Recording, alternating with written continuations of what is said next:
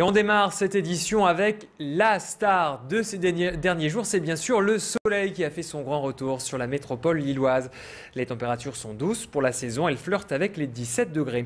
Pour bien profiter de cette première belle semaine du printemps, certains habitants de la métropole ont décidé de prendre la direction de la côte. À Malo-les-Bains, près de Dunkerque, les touristes étaient nombreux aujourd'hui à flâner sur la digue et à se promener les pieds dans l'eau sur la plage. Notre reporter Frédéric Regnault a ressorti ses tongs ce matin. Il est allé à la rencontre des passants. Ils lui ont expliqué pourquoi ils étaient venus sur la côte. On les écoute au micro donc de notre reporter. Moi, j'habite à Lille, oui, et quand il fait beau, je viens sur la côte. Pas spécialement toujours Dunkerque, mais on y vient souvent. On ne savait pas quoi faire, on ne travaillait pas le lendemain, donc on s'est dit allez, il fait beau, on part à la mer, parce qu'à Maubeuge, il n'y a pas la mer. Donc voilà, on est parti à la mer, quoi, tout simplement, pour profiter du beau temps, pour ressortir un peu les habits d'été. Et puis ça fait du bien, quoi, psychologiquement, ça fait du bien. C'est l'été avant l'heure, je pense, oui. Soleil, sur la plage, avec une température très agréable. C'est déjà l'été, on peut dire ça comme ça. Ça fait plaisir, parce que les terrasses sont pleines, donc il y a du travail, donc c'est très bien. Il y a encore du vent, donc on va encore attendre un peu. On va pas sortir les t-shirts, mais ouais, la sensation c'est que ça fait du bien. Un peu de soleil, ouais, dans le nord c'est rare. Et bien sûr, on fera un point complet sur la météo juste après ce flash. Avec le prix de l'électricité qui augmente, tout comme les tarifs du gaz et du fioul, l'heure est aux économies d'énergie. Grand Lille TV vous propose un concept novateur, mais pas encore très répandu, les maisons passives. Exemple avec cette habitation à Bondu qui vient de passer l'hiver avec succès.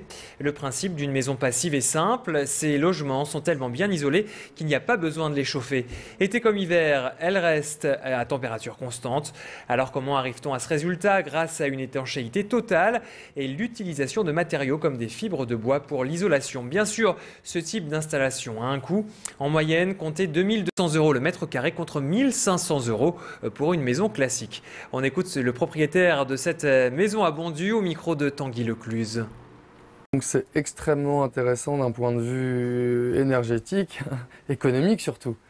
Économiquement, c'est extrêmement intéressant parce qu'à long terme, on va faire des gains qui seront sacrément importants quand même, parce que l'électricité, on sait bien qu'aujourd'hui, on est quasiment les moins chers d'Europe. Donc imaginez dans 15 ans ce que je vais économiser chaque année en électricité, en chauffage, en tout ce qu'on veut. La facture d'électricité, elle est entre 300 et 400 € par an. Voilà. Électricité plus eau, bien sûr, parce qu'il y a les cuves de pluie à l'extérieur qui me permettent d'avoir un minimum de facture d'eau.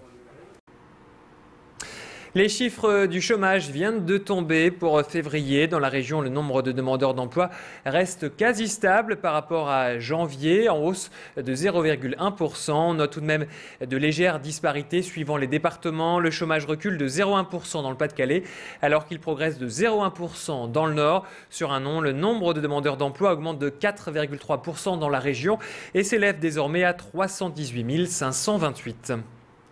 Comment est mort Vincent Delory en janvier dernier au Niger? Aujourd'hui, la question reste entière.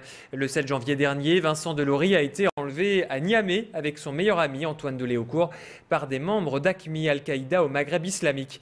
Le lendemain, les deux jeunes Lincélois ont été retrouvés morts après l'assaut mené par les forces spéciales françaises.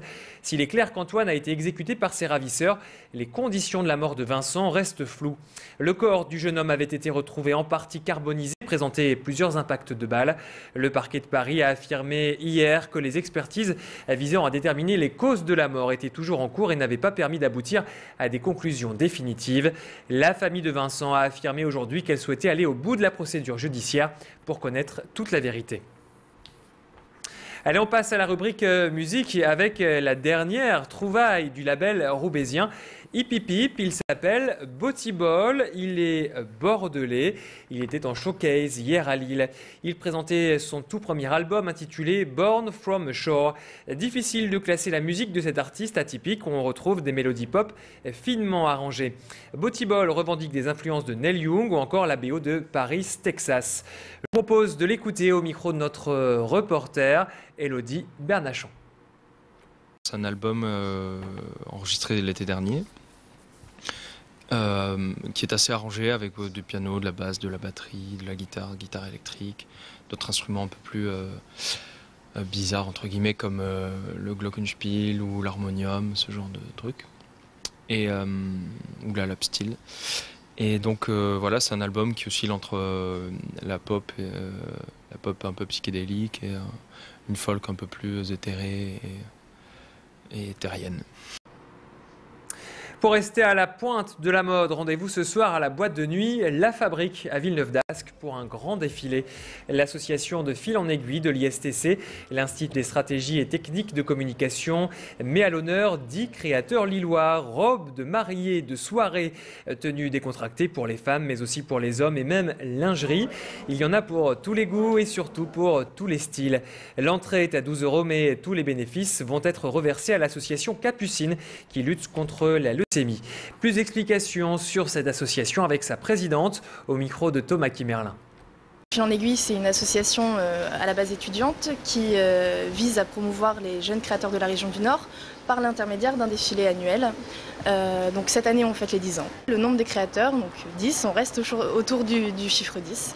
Et voilà, cette année, on travaille aussi avec une agence de mannequinat qui s'appelle Caméléon.